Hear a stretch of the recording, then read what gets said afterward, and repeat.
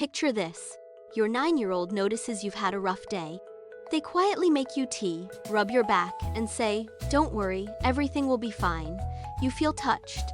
You maybe even film it, but what you just witnessed wasn't a sweet moment. It was a child accepting a position they should never have been offered.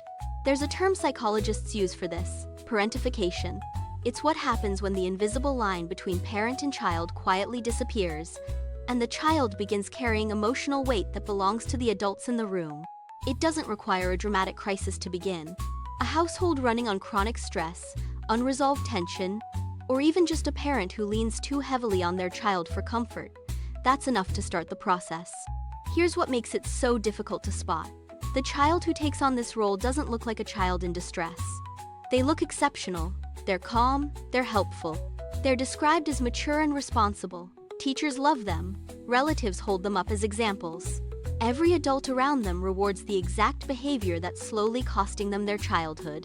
What nobody sees is that this child has become a full-time emotional manager.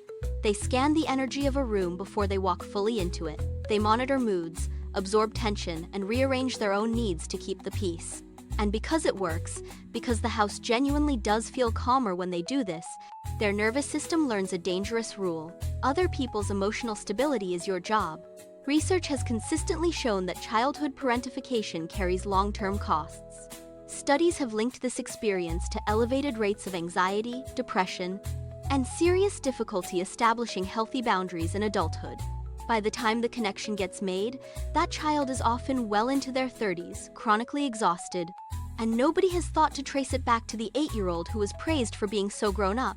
One of the most painful consequences involves identity development. When a child's attention is permanently oriented outward, tracking everyone else's emotional state, the internal process of building preferences, desires, and a genuine sense of self gets completely neglected. Ask a parentified child what they want. Watch what happens.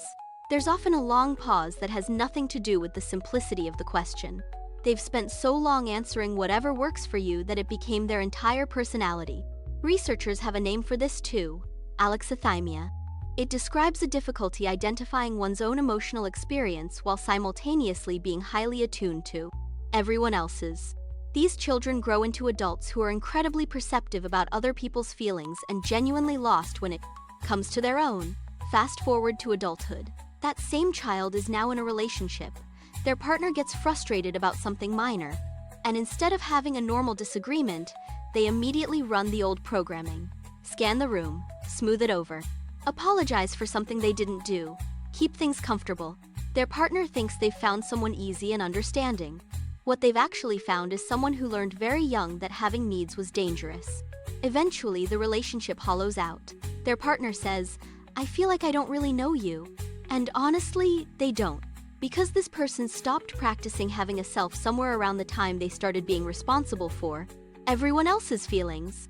Then comes perhaps the most disorienting chapter of all. They become a parent themselves. And one day they watch their own child go completely still when tension enters the room. They watch their child volunteer to help with something nobody requested. They watch their child say, "I don't mind," about something they very clearly mind. Research on intergenerational patterns confirms what the gut already knows. A parent's own history of role reversal directly shapes the environment their children grow up in. So how do you interrupt it? The good news is the interruption doesn't require a massive overhaul. It starts in small moments.